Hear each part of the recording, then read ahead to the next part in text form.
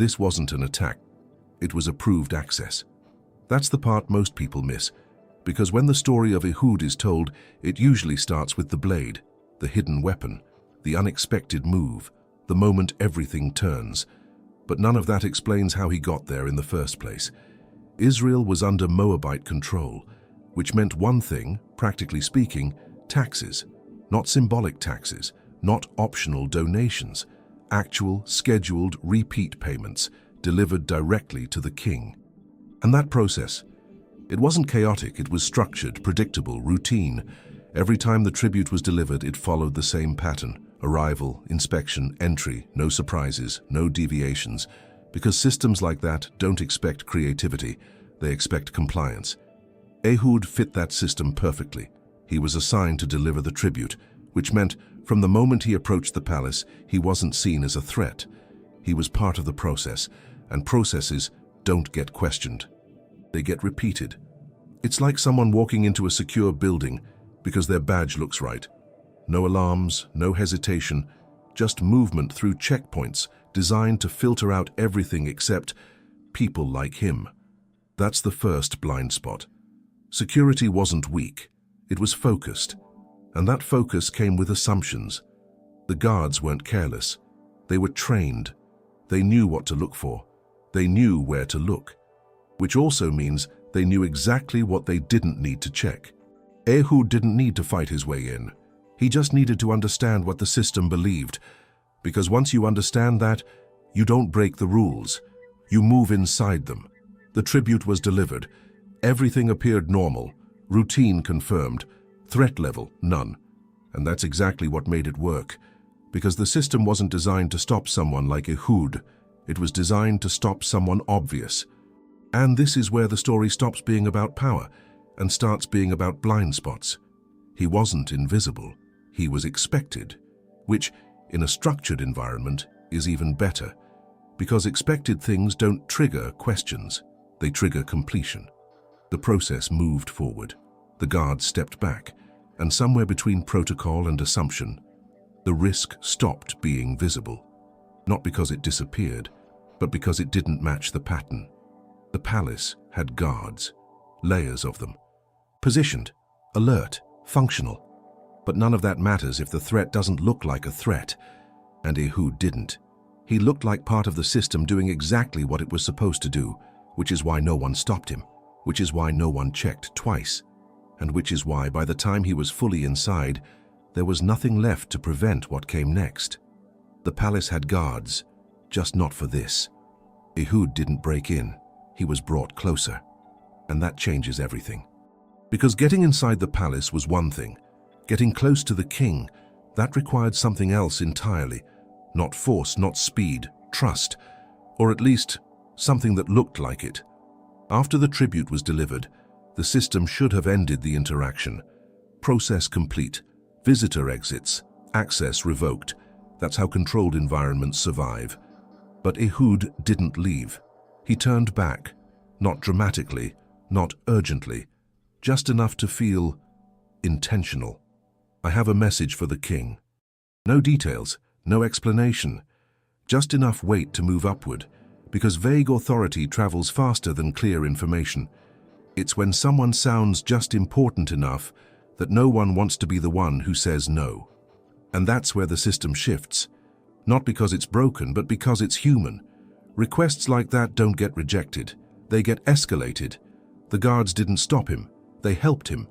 Because in that moment, Ehud wasn't a risk. He was a responsibility. And this is where the story stops being about access and starts being about trust. That's the real turning point. Because once trust enters the system, verification quietly leaves. The request moved forward. The king agreed. And suddenly, Ehud wasn't just inside the palace anymore. He was being escorted deeper, past the outer areas, past the controlled zones, into a private space. The kind of space designed for comfort, not caution. The king was in an upper room, cool, isolated, undisturbed. Exactly where power relaxes, and exactly where risk becomes invisible.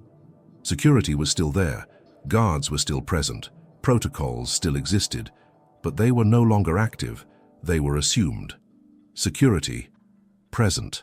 Verification, replaced by trust. And that's when systems become vulnerable.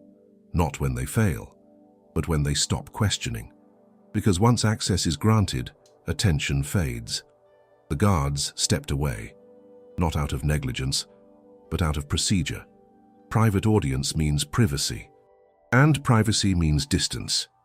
And once the door closes, no one's watching anymore. That's the moment everything changes, not the weapon, not the movement, the door, because before that, everything is structure. After that, it's exposure. Ehud didn't rush. He didn't act out of pattern. He simply continued behaving like someone who belonged, which is the most dangerous position someone can have, because systems are designed to stop intruders, not participants. And by now, Ehud wasn't outside the system anymore. He was inside it, fully accepted, fully positioned, and completely unchallenged, which means by the time he stood alone with the king, there was nothing left to stop what came next. The danger wasn't speed, it was direction, because by the time Ehud stood in that room, nothing looked wrong. No alarms, no tension, just a king and a man with a message. That's the setting, controlled, private, predictable. Exactly the kind of place where nothing unexpected is supposed to happen. And that's the problem, because systems don't just define what is allowed, they define what is expected. And anything outside that expectation doesn't register in time. Ehud spoke, calm, direct, measured. I have a message from God for you. That was enough. Not to raise suspicion, but to create attention. Because when something sounds important, people lean in, especially when they think they're in control. The king stood, not in fear, in curiosity. And that's the moment everything aligned: position, distance, focus, no distractions, no observers, just one assumption after another, holding the entire situation together. And this is where the story stops being about position and starts being about angle. Because no one was watching for what came next, not because they weren't alert, but because they were looking in the wrong direction. Ehud reached, not fast, not dramatically, just precisely. From a place no one expected. His left hand, that's the detail that matters. Because systems don't just rely on rules, they rely on patterns, and most people are right-handed, which means most threats come from the same side. So that's where attention goes. That's where checks happen. That's where the system is strong, which also means that's where it's blind to everything else. It's not the move you expect, it's where it comes from. The blade wasn't the surprise, the angle was.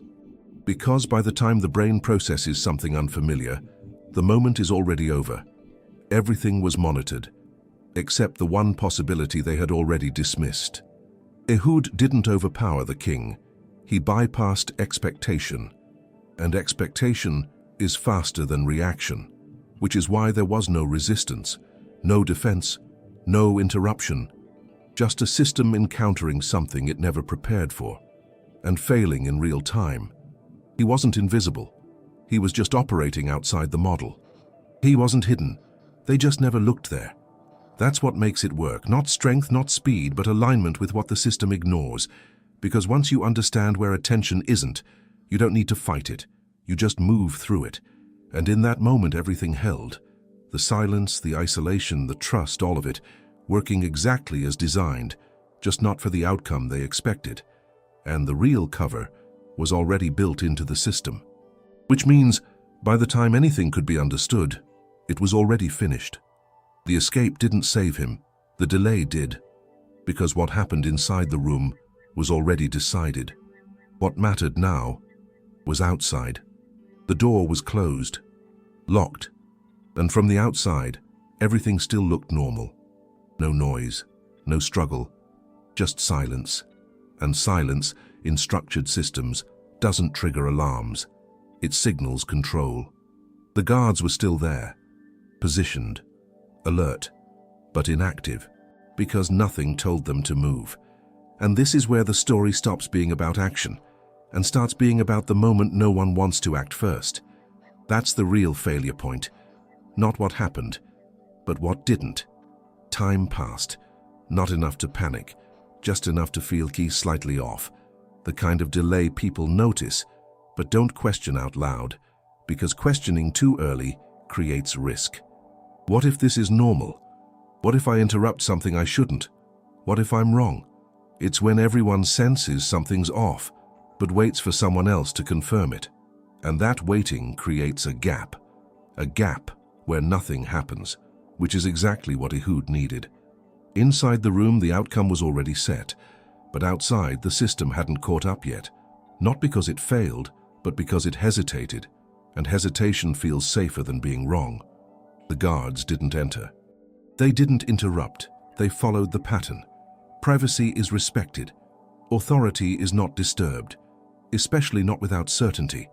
And certainty takes time. Problem detected. Action delayed. That's how systems stall, not through error, but through inaction.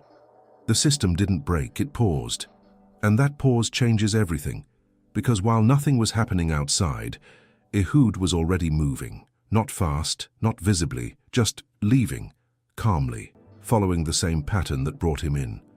No disruption, no urgency, because urgency attracts attention, and attention creates resistance.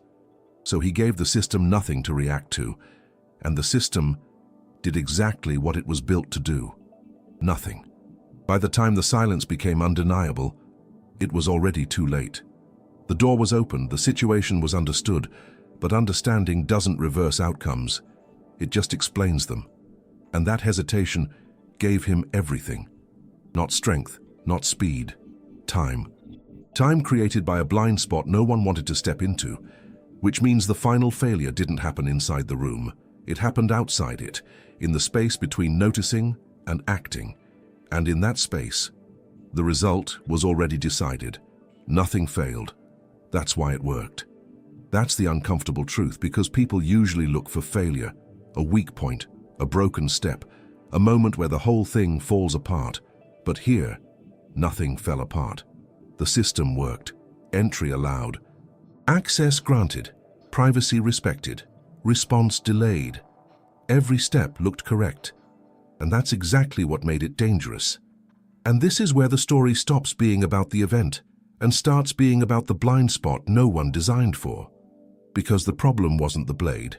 It wasn't the private room. It wasn't even the delay. It was the assumption underneath all of it. That danger would look dangerous. That threats come from outside. That risk announces itself before it acts. The system didn't fail, it ignored what mattered. And that's the real danger. Because broken systems get fixed. Working systems get trusted, even when they shouldn't. Everything functioned, exactly as designed, which is why it couldn't stop what it never imagined. Everything worked except the result. That's the kind of failure people hate admitting, because it doesn't look like failure. It looks like process.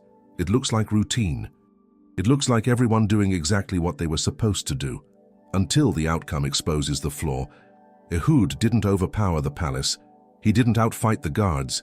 He didn't outrun the system. He stayed inside it and let it carry him all the way through. He didn't beat the system. He used it. That's what makes the story uncomfortable. Not because it was violent, but because it was precise. Because it means the problem wasn't strength. It was design. Design that checked the expected side. Design that trusted too early. Design that waited too long. Design that never considered this possibility. And once a blind spot like that gets exposed, it's already been used. The weapon didn't win. The blind spot did. And by the time anyone understood that, and there was nothing left to stop.